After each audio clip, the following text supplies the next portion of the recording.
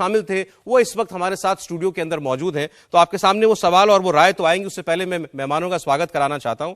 हमारे साथ जुड़ रहे हैं स्टूडियो में सैयद नसीरुद्दीन चिश्ती साहब, चेयरमैन ऑल इंडिया सूफी सजादा नशीन काउंसिल। बहुत बहुत स्वागत है सर आपका, आज हमारे स्टूडियो में आप आए।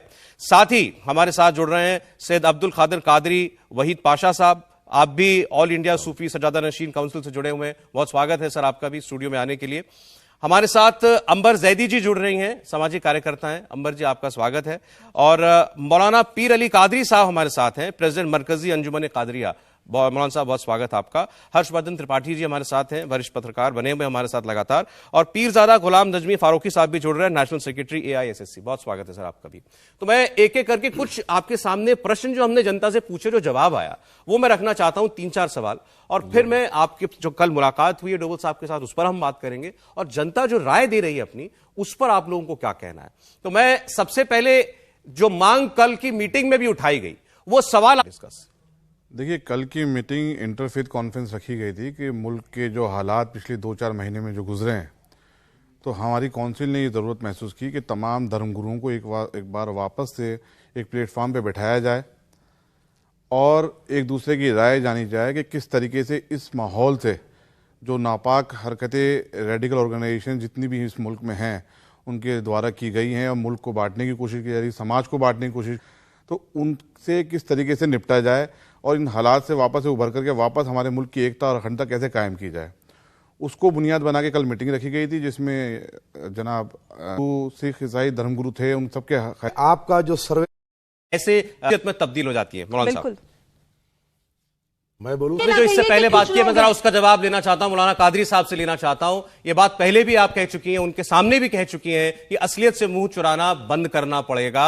ये शिक्षाएं जो हैं, यही धीरे धीरे धीरे धीरे वो गौस जो जिसने सरतन से जुदा कर दिया कन्हैया लाल का, ऐसे शख्सियत में तब्दील हो जाती है। मौलाना साहब मैं बोलूं सौरभ जी? बिल्कुल। देखिए साहब, सबसे बड़ी बात तो यह है कि आपका जो सर्वे बता रहा है, मैं इस सर्वे से मुतमईन इसीलिए नहीं हूं क्योंकि हिंदुस्तान का 90% मुसलमान आज भी जो है सूफी इस्लाम को फॉलो करता है। और जहां तक के PFI के बैन की बात है और PFI की जो हकीकी चेहरा आज जब हम रखने जा रहे हैं, तो एक कोशिश है और अल्लाह हमें इस कोशिश में कामयाब करेगा। अब हमारी अंबर बहन एक बात कह रही थी कि ये हमारे मदरसों में शामिल है, तो पहले हमारी अंबर बहन को एक मदरसे में दाखिला दिलाना पड़ेगा और फिर वहां पर जो है इनको थोड़ा पढ़ाना पड़ेगा कि वहां पर मदरसे में क्या पढ़ाया जाता है। मदरसे में इंसानी तालीम दी जाती है, मदरसे में दीनी मदारिस के जरिए वहां पर एक इंसान को कामिल मुसलमान बनाया जाता है। एक मदरसे के लिटरेचर में भी चैलेंज के साथ मैं कह रहा हूं, अगर यह बता दिया जाए कि यह देश तुम्हारा नहीं है, यह देश में तुम दूसरे दर्जे के शहरी हो, यहां पर के जो लोग हैं ये तुम्हारे भाई नहीं है, अगर ऐसा कोई लिटरेचर किसी मदरसे में बता दिया जाए, तो सबसे पहले अली कादरी होगा कि यह मुतालिबा करेगा कि हिंदुस्तान के सारे मदारिस को बंद कर दो। लेकिन यहां पर ऐसी बात नहीं है। मैं कह रहा हूं आपसे, यहां पर ऐसी बात कतई तौर पर नहीं की जाती।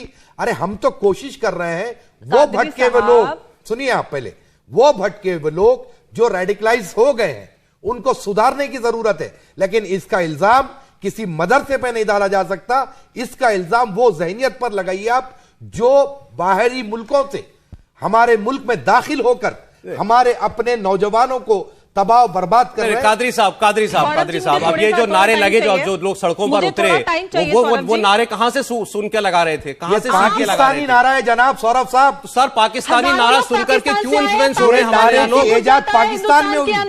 कैसे घुस जाता है पाकिस्तान? हिंदुस्तान के अंदर हजारों लोग सड़कों पर उतर आते। भारत का मुसलमान इतना कमजोर है कि पाकिस्तानी नारे पे उतरकर सड़क पे उतर आता है। नहीं, आराम से बात नहीं, मेरे देश में आग लगी हुई है। हम जब देश की सुरक्षा की बात आती है तो हम मीठी गोलियां नहीं बना सकते। अब वो स्थिति है कि हमें समस्या की जो जड़ है उस पर खुलकर बात करनी पड़ेगी और उसका समाधान निकालना पड़ेगा। अब वो समय नहीं है कि मैं जवाब देना चाहूंगा। मंचों से आप जवाब लें, दो मेहमान अभी और बात की बात करें, देश की सुरक्षा की बात है, सच्ची बात कीजिए। सुनिए, बिल्कुल सही है, देश की सुरक्षा के लिए हर देशवासी को काम करना चाहिए और आप एक सिंगल नहीं, ये जितना सूफी सजादा नशीन मैंने नहीं कहा कि मैं अकेली बोल पैनल रही हूं। बैठा है, सबको देश करना हित है। में काम हम कर सब रहा है। करेंगे तभी अंबर ठीक समस्या का ठीक है, समाधान अंबर मिलेगा। अंबर ओके देश नहीं हित तो में पर्सनल हो रहे हैं, उनसे ना, बात सुनिए। कीजिए ना, ढंग से बात करें। सुनिए आप कि देश हित में ही ये काम हो रहा है।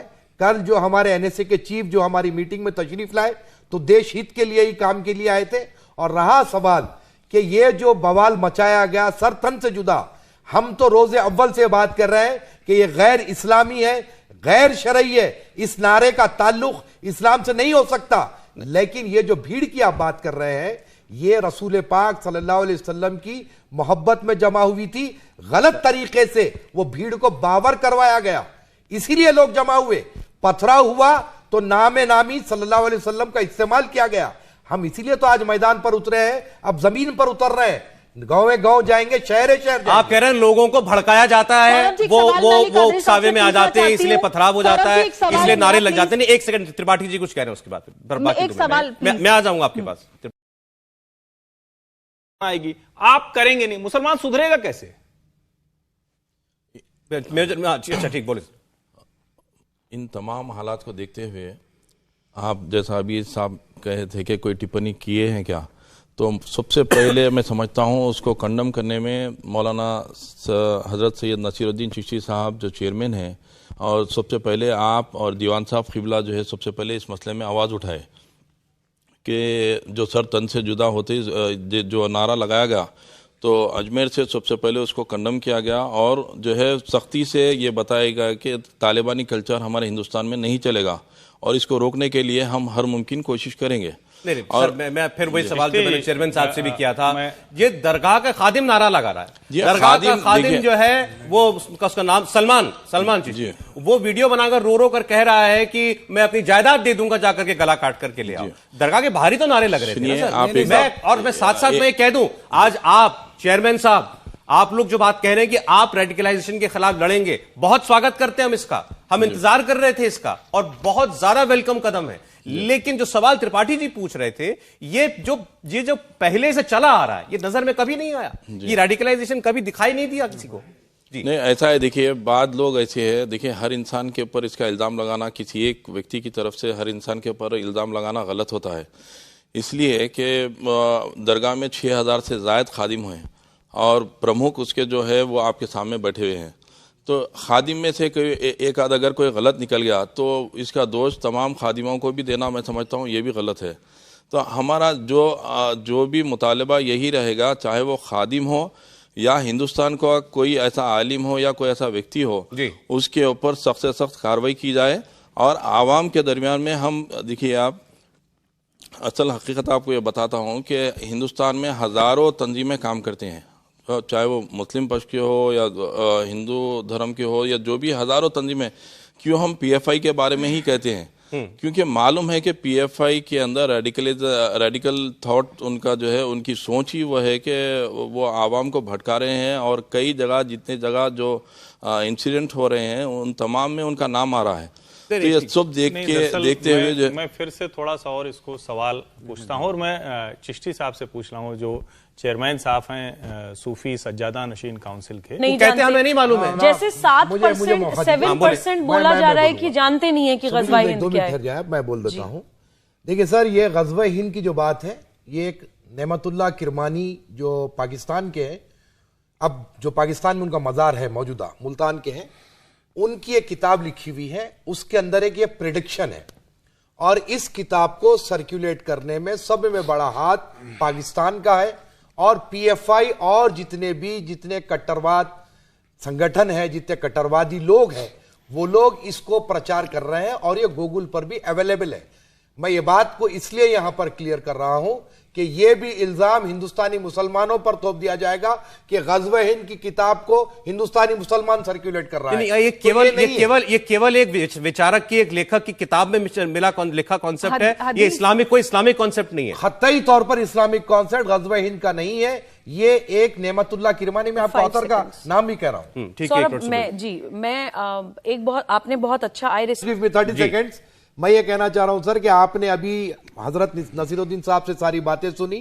इसके अंदर हमको, चाहे वो हमारे एनएसए के चीफ हो डोवाल साहब हो, जब हमें machinery government, to be frank, कि जब तक ये गवर्नमेंट हमारे इस काम में सपोर्ट नहीं करेगी कि हम ग्राउंड पर उतरकर काम करें, तब तक हम ये काम में सक्षम नहीं हो पाएंगे। सरकार क्या करेगी इसमें आपकी मदद? मैं समझना चाहता हूं। ये तो आपको अपने स्तर पर करना पड़ेगा। अरे अवेयरनेस के लिए जब हम ग्राउंड पर जाएंगे तो ऐसे कट्टरवादी जो लोग हैं, जहां अगर 100 आदमी है तो वहां पर 5 आदमी मौजूद है, वो सारे माहौल को खराब कर रहे हैं। तो आपको चाहिए जिस तरीके से आप दूसरे प्रचार के लिए सपोर्ट कर रहे हैं, गवर्नमेंट काम कर रही है, इस कॉज के लिए भी आप हमारे साथ आइए। कादरी साहब, एक मिनट आपसे प्लीज एक सवाल है, एक आपसे सवाल है।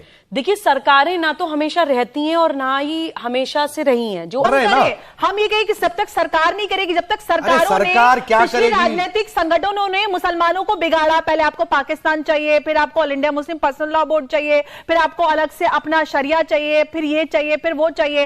तब तक तो आप लेते रहे। आप ये कह रहे हैं कि ये जो ग़ज़वा हिंद की बात है ये पाकिस्तान से चली। अब तक इतने सालों से अब तक क्यों काउंटर नहीं किया? क्या क्यों नहीं कहा आपने कि ये भारत विरोधी है? जो भी मुसलमान इस तरह की बात करेगा वो देश के विरोध में रहेगा, इंसानियत का हिस्सा नहीं है। ये किस तरह की बात है? ये अच्छा, आपने पूछा तो जवाब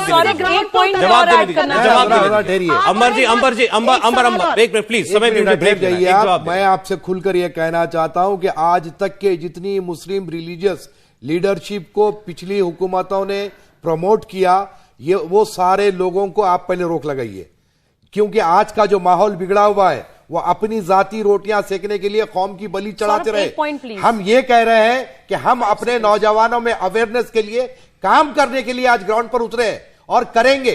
इंशाल्लाह मुस्लिम कम्युनिटी में सुधार आएगा, मानसिकता बदलेगी, लेकिन वी नीड ए सपोर्ट। हमको सपोर्ट चाहिए। ठीक, सुबह मुझे अपनी बात ब्रेक के बाद